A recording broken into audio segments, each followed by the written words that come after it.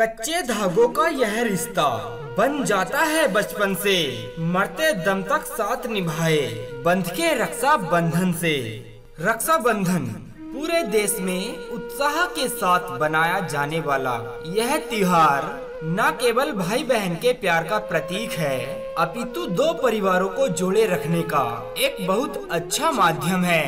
तो पुरातन काल से बनाए जाने वाले इस त्योहार के पीछे का क्या कारण है, आज हम आपको अपने इस वीडियो में बताएंगे। रक्षाबंधन का यह त्योहार कब और क्यों आरंभ हुआ, इसके पीछे कई कथाएं प्रचलित हैं, जो कि इस प्रकार हैं। नमस्कार दोस्तों, मैं मयंक कुमार एक बार फिर आप सभी का अपने YouTube चैनल में तहे दिल से स्वागत करता हूं। तो दोस्तों, अगर आप लोग सच में भगवान श्री कृष्ण के सच्चे भक्त हैं ना, तो आप इस वीडियो को एक लाइक कर दीजिए एवं कमेंट में एक बार लिख दीजिए जय श्री कृष्णा। तो चलिए शुरू करते हैं। इस कथा के अनुसार दैत्यों के राजा बलि ने इंद्र शासन पाने के लिए 101 यज्ञ पूरे कर लिए थे। तब सभी देवता चिंतित होकर भगवान विष्णु के पास जाते हैं और इंद्र शासन बचाने के लिए उनसे प्रार्थना करते हैं। तब विष्णु जी राजा बलि के पास एक बटुक ब्राह्मण के रूप में जाते हैं, क्योंकि राजा बलि को महान दानी भी कहा जाता है, इसलिए उनके द्वार पर आए किसी भी याचक को वो खाली हाथ नहीं जाने देते थे। जब विष्णु भगवान राजा बलि के सामने एक बटुक ब्राह्मण के रूप में आते हैं, तब राजा बलि उनसे कुछ मांगने को कहते हैं, जिस पर भगवान विष्णु वामन अवतार में उनसे 3 पग भूमि मांगते हैं। राजा बलि ने वचनबद्ध होकर उस बटुक ब्राह्मण को 3 पग भूमि देने का वचन दिया। तब भगवान विष्णु ने अपने वामन अवतार में एक पग में स्वर्ग माप लिया और दूसरे पग में संपूर्ण पृथ्वी को माप लिया। जब राजा बलि ने तीसरे पग को आगे बढ़ते हुए देखा, तो वो परेशान हो गया और समझ नहीं पा रहा था कि क्या करे।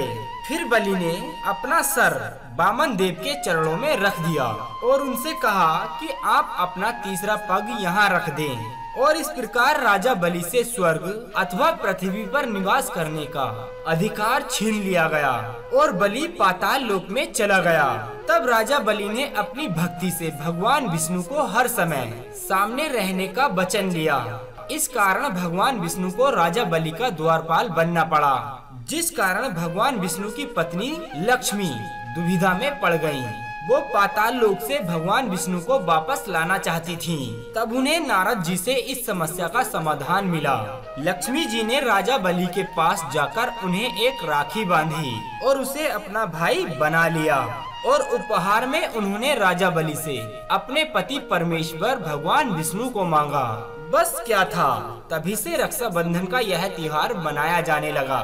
दोस्तों, रक्षाबंधन क्यों मनाया जाता है, इसके पीछे भविष्य पुराण में भी एक कथा वर्णित की गई है। इस कथा के अनुसार प्राचीन काल में 12 वर्षों तक देव और असुरों के मध्य संग्राम होता रहा। इस युद्ध के दौरान देवताओं की हार हो रही थी। तब इंद्रदेव गुरु बृहस्पति के पास पहुँचे। वहाँ इंद्रदेव की पत्नी सची भी उपस्थित थी। इंद्र को दुखी देखकर उनकी पत्नी इंद्राणी ने कहा कि हे स्वामी, कल ब्राह्मण शुक्ल पूर्णिमा है। मैं पूरे विधि विधान के साथ एक रक्षा सूत्र आपके लिए तैयार करूंगी। आप उसे स्वस्ति वाचन पूर्वक एक ब्राह्मण से बंधवा लें। आप निश्चय ही विजय होंगे। अगले दिन इंद्रदेव ने सची के कहे अनुसार उस रक्षा कवच को पूरे विधि विधान के साथ एक ब्राह्मण से बंधवा लिया। इस प्रकार एक रक्षा सूत्र से इंद्रदेव और इंद्र शासन की रक्षा हुई। दोस्तों, आपको बता दें कि अगली कथा महाभारत काल से जुड़ी हुई है, जो आज वर्तमान में बहुत ज्यादा प्रचलित है। जब भगवान श्री कृष्ण ने अपने फुफेरे भाई शिशुपाल का वध अपने सुदर्शन चक्र की सहायता से किया, तो जब सुदर्शन चक्र श्री कृष्ण के पास वापस पहुंचा, तो उनकी उंगली कट गई। तब पांडवों की पत्नी द्रौपदी ने, जिसे पांचाली भी कहा जाता था, उसने अपनी साड़ी का पल्लू फाड़ा और श्री कृष्ण की उंगली में बांध दिया। तब श्री कृष्ण ने उन्हें वचन दिया कि वो अपने जीवन भर द्रौपदी की रक्षा करेंगे और इसी ऋण को चुकाने के लिए द्रौपदी के चीर हरण के समय भगवान श्री कृष्ण चीर के रूप में आए और द्रौपदी की इस प्रकार रक्षा की। तो दोस्तों ये थी रक्षाबंधन की सबसे प्रचलित कथाएं जो आज वर्तमान में सबसे ज्यादा कही जाती हैं। उम्मीद करते हैं कि अब तो आप समझ गए होंगे कि किस प्रकार एक भाई अपनी बहन की रक्षा का वचन देकर उसके लिए जीवन भर प्रतिबद्ध हो जाता है। तो अब दीजिए हमें इजाजत ताकि हम आप सभी के लिए एक और ऐसी ही अनसुनी व रोचक जानकारी को ढूंढकर ला सकें। तब तक के लिए आप अपना ध्यान रखिए और हमेशा मुस्कुराते रहिए।